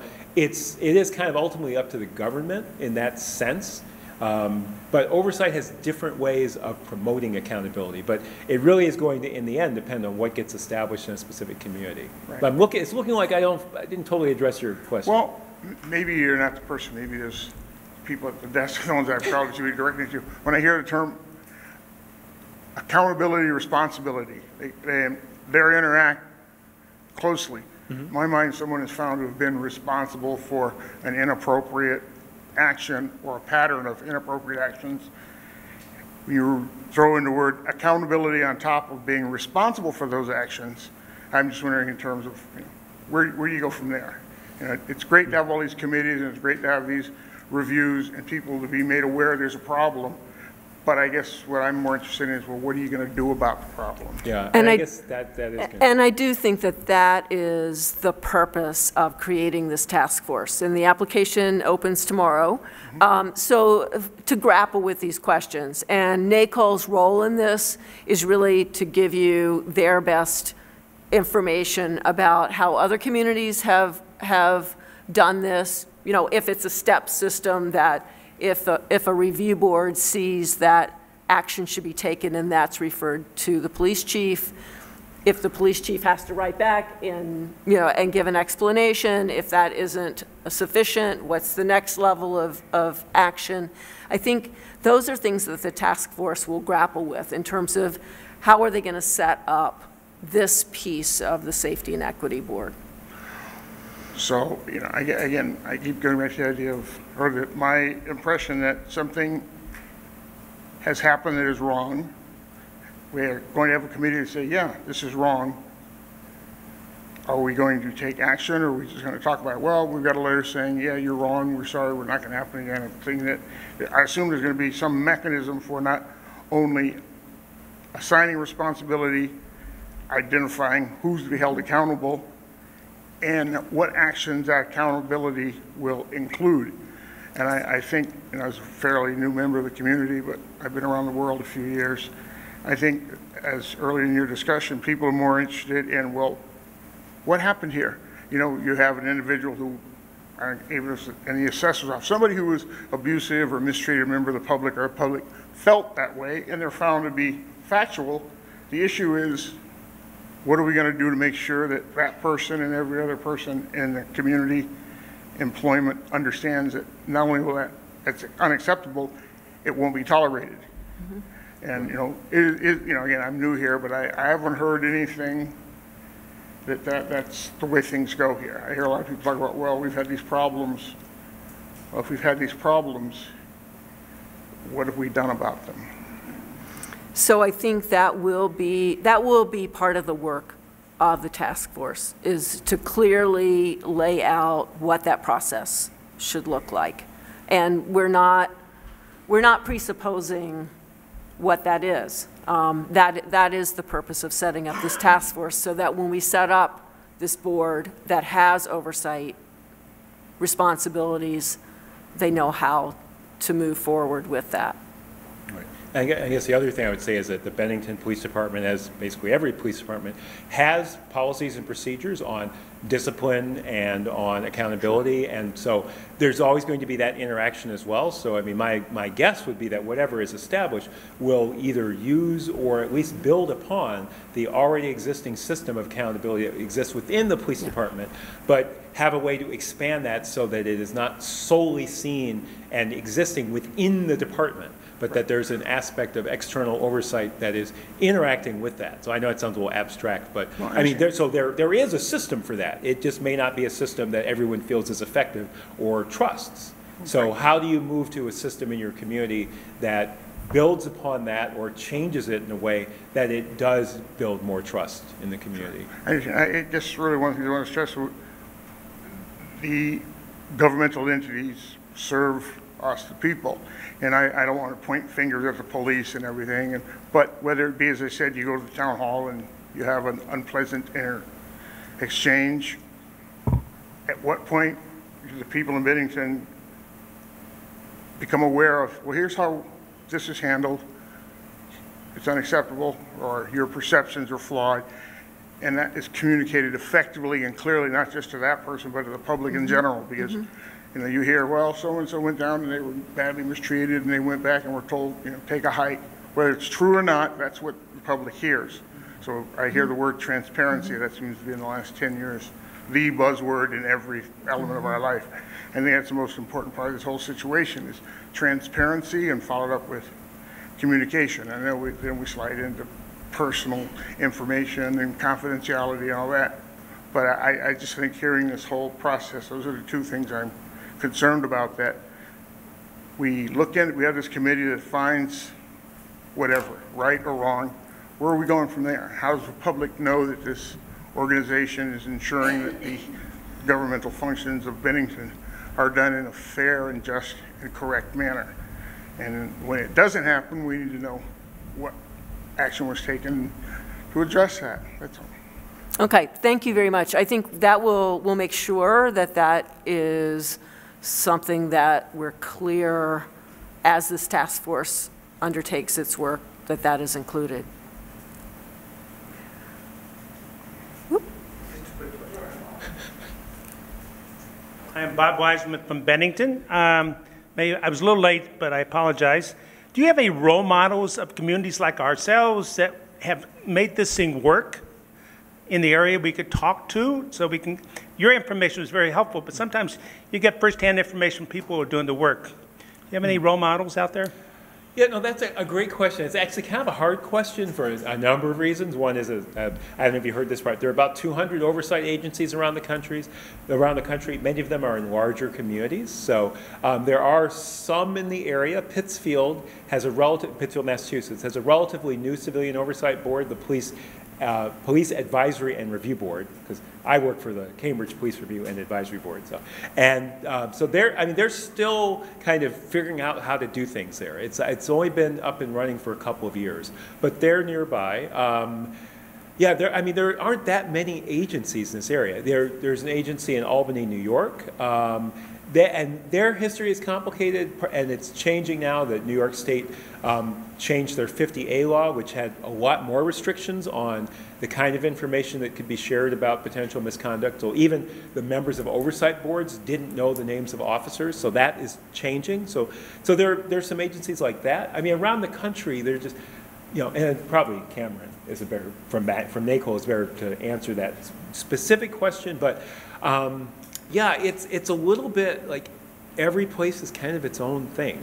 So I guess what I would say is when we start to talk about specific areas of work, say community outreach or dealing with certain types of complaints or relationships with the law enforcement agency, it's easier to offer suggestions about places that have grappled with similar issues and may have some potential solutions. But I mean, and part of it right now is that there are communities all over the country of all sorts of sizes that are doing this. I mean, Cedar Rapids, Iowa, Madison, Wisconsin, I'm trying to think, there's Santa Barbara, California. So it's, they tend to be larger places, but I think Charlottesville, Virginia is another place that we've been engaged with quite a bit recently. So I think it's hard to give you kind of a generalized answer, but that information is out there. And as that task force continues its work, gets established and continues its work, we can provide more specific things that could be helpful. So sorry, it's probably not very satisfactory. And I will say that NACOLE did point us to a couple communities to look at prior to putting the application, the scope of work together. And it does feel like it's almost, it is a menu. This community does, is similar in this way. Let's look at what they're doing. Another community does another aspect that, seems relevant. So I wish, yeah, I know, we were also looking for, where's the community like us that we can just, Nobody is like Bennington. So my name is Kirk McVeigh. I live in Shaftesbury, but I own property and work here in Bennington. And in addition to the town of Bennington looking at the issue of citizen oversight, so is the state of Vermont.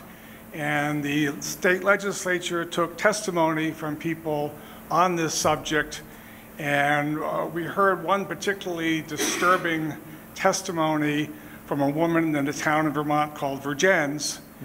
And what she said is that we attempted to have a citizen oversight committee in our town, and what happened was 13 of the 14 members of the citizen oversight committee were pulled over and ticketed by the police. How would NACOLE respond to something like that if you heard of that happening anywhere? I have not heard of anything remotely like that happening anywhere. I mean, clearly, it's, again, I'm just hearing this from you. I have no idea about the backstory numbers or anything like that. I mean, that to me is obviously highly disturbing. And now, I guess, I don't know why they were pulled over. So just like anything I was saying about fair and impartial, I can't really tell you because that would take some kind of investigating and knowing more about what happened. But on its face, it sounds pretty horrible, right? So I don't know what has happened in that town. I don't know what the consequences were. I'm not sure how big it is. Maybe a couple thousand people, a few hundred. The size of Bennington. Okay, so I don't know. I'm not from here. I hadn't heard about that, so I can't say anything about it. It seems, though, that would be the kind of story a lot of people would be investigating.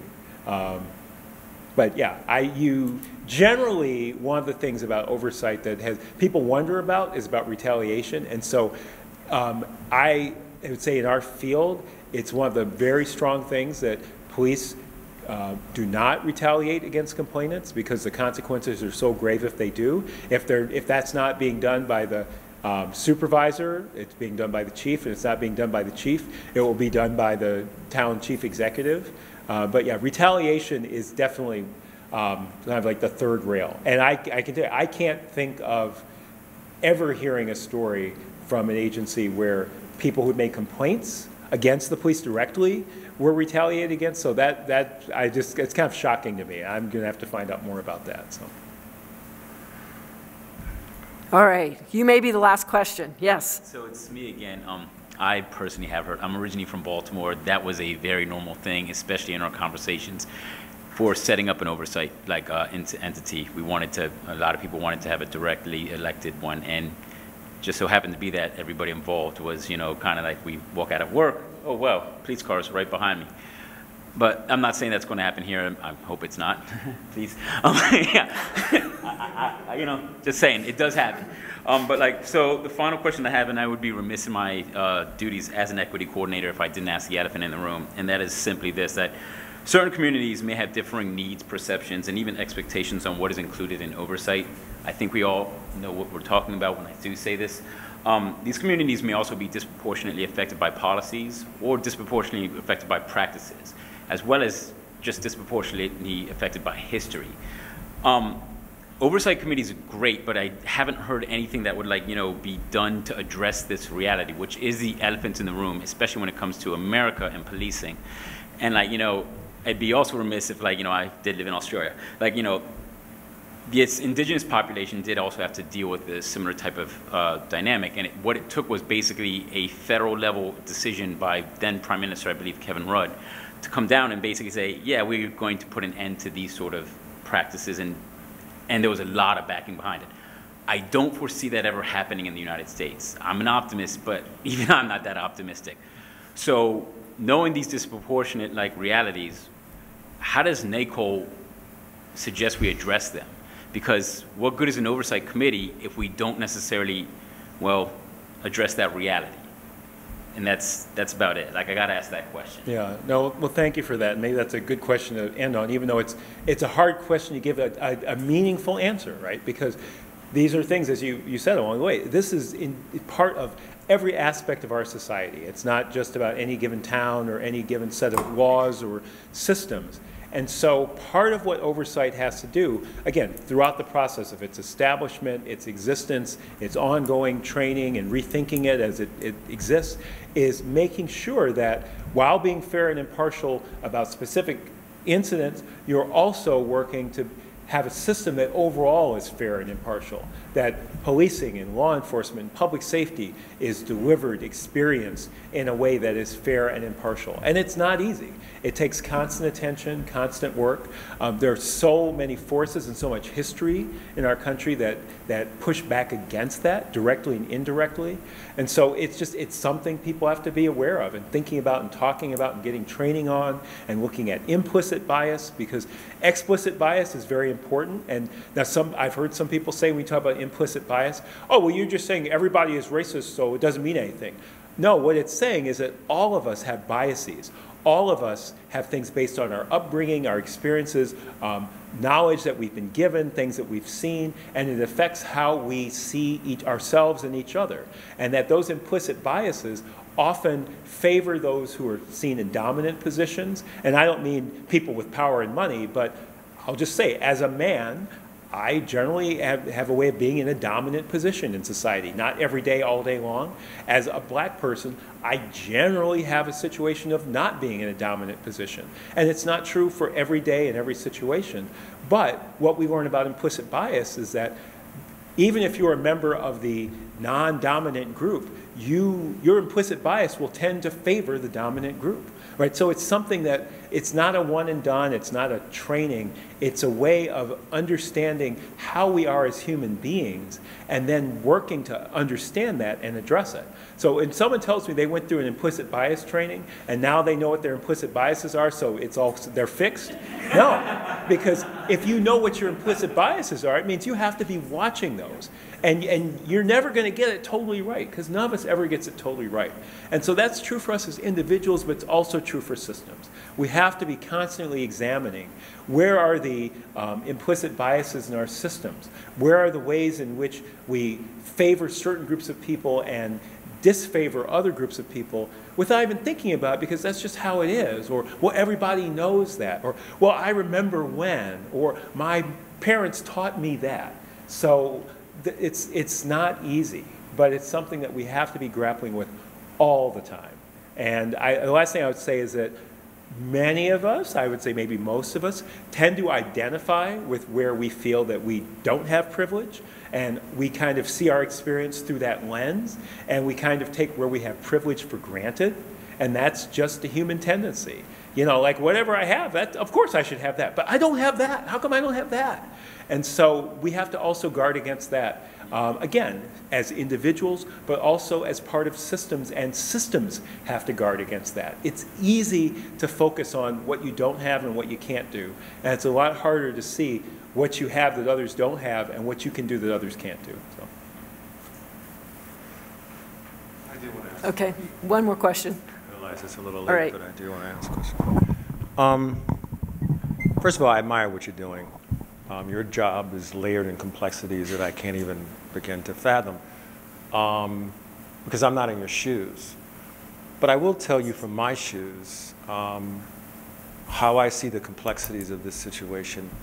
And then I do want to ask a question relating to that, because I don't think we're having an honest conversation about this situation and in general, because we see everything through a microcosm. And we become very monolithic in this country regarding race. And everything is centered around that. And I've been hearing the language, and whether we realize it or not, a lot of the language that we're using at both the community level and even a broader level as a nation is just very inflammatory.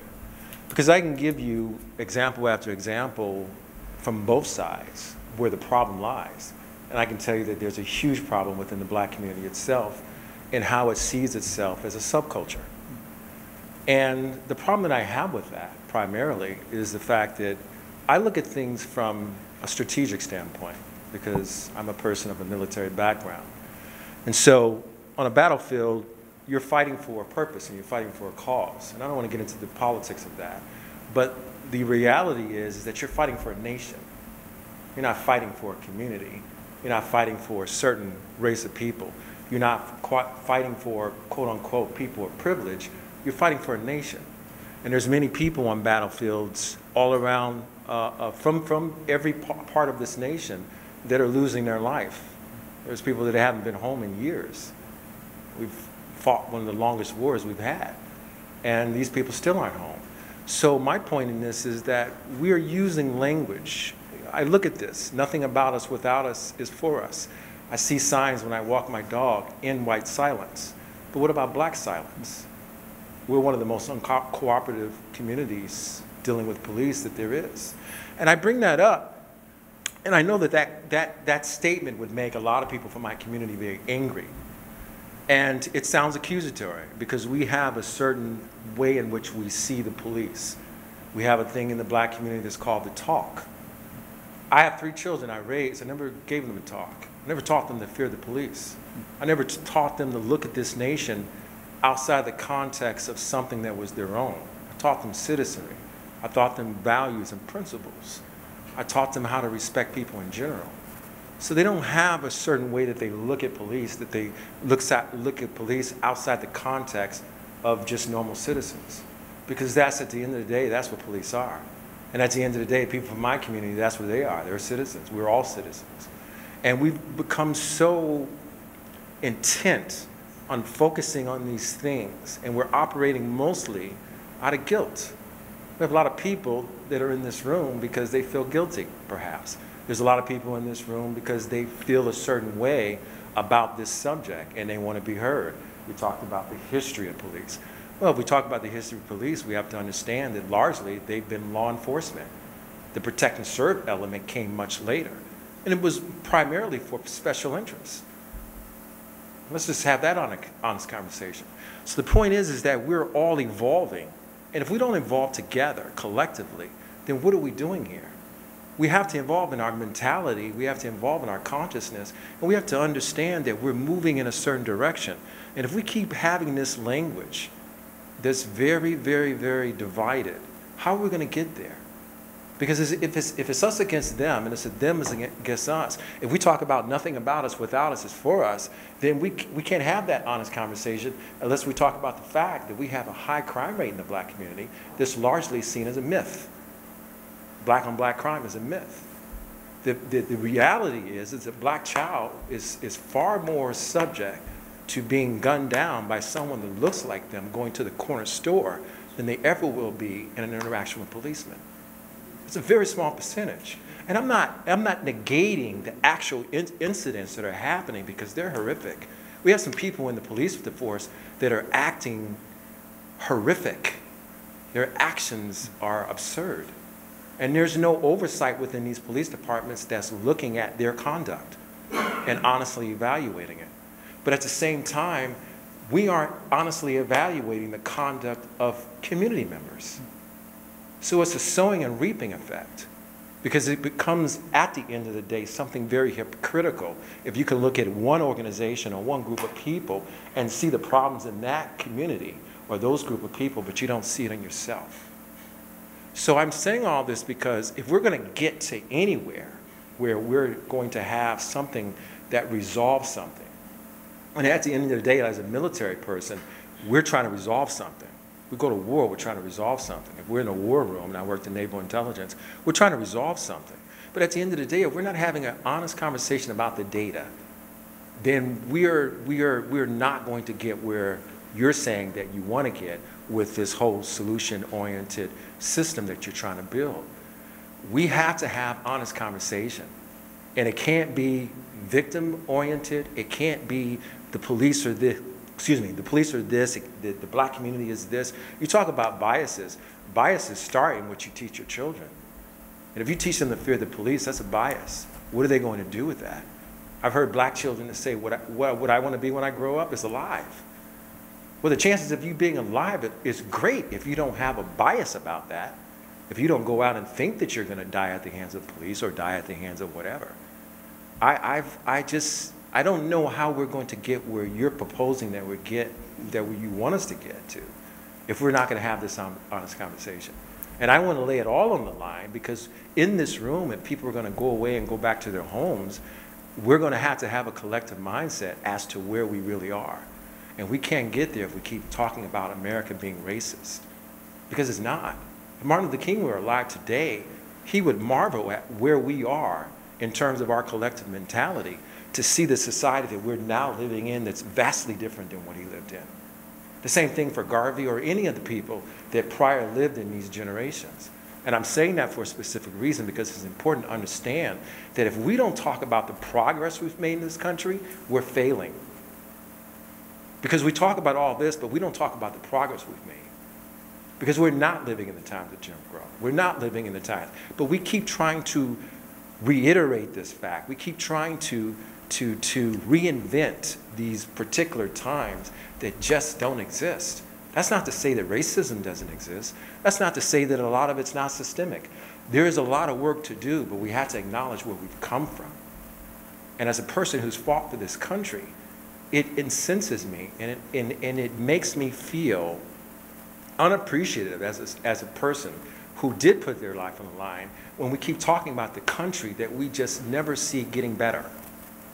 Because on any given media channel, you're going to have that this is what's wrong with the community, this is what's wrong with the police department. I've worked with police departments. I've made great strides in the things that I've done with them. And they thought that it couldn't be done. And the community thought it couldn't be done. I know that there are cooperative solutions that we can arrive at and that we can achieve. But we can't do it if we keep talking as if we are not a solidary country. At the end of the day, the most important thing should be is that we're American. I understand the understanding of being a person of color within that system, but that is the most important thing that we need to be talking about. How do we reach solutions as a nation, as a country, as Americans? And that's not what we're doing. Well, so I thank you. Would you please state your name and your town of residence? My name is Auditor. Okay, and from Bennington? And I'm from Bennington. Okay, super. Thank you. I hope that you will consider applying for the task force. I think, our hope here is to keep making Bennington the best community it can be and to live up to the vision that we hope we can achieve. So I appreciate everything you've just said, and I think it is in the spirit of what we are hoping to do here. Since I'm still here and I have a mic, I guess I'll just say two things. I won't try to even respond to all the things that you said very eloquently, some of which I agree with, some of which I don't, and that's great. However, I do want to first say thank you for your service. I'm a pacifist. I'm not perfect. I'm a Quaker. And I thank you for your service to our country, that you put your life on the line for others. The other thing I will say is that I think I understand largely where you're coming from, and I appreciate it. And I feel personally that it can be both, that we have to acknowledge, it's like the spirit of Sankofa, this concept from the Akan people in West Africa and what's now Ghana, that we have to understand where we've come from and know where we are today in order to move forward. And that's a very complicated thing, and we all look at it differently, but we do have to know that history. We have to have a clear-eyed assessment of where we are, and then we have to use that to chart out a path forward. And the image of Sankofa, it's the symbol of which is a bird, and the bird has an egg in its mouth. The bird has its feet planted forward, its head turned back with holding this egg. And the egg symbolizes the future life, the future of that bird's lineage, but also it's in an egg. So we don't know what that future looks like. And yet we have to protect it all the time, remembering where we've come from, but headed straight into the future. So again, I appreciate what you've had to share, and thank you for being willing to stand up and say something that a lot of people don't want to hear. All right, thank you, everyone. We have to officially close this meeting, so I'm looking for a motion to adjourn. So moved. Second? All in favor? Aye. Thank you all very, very much for coming.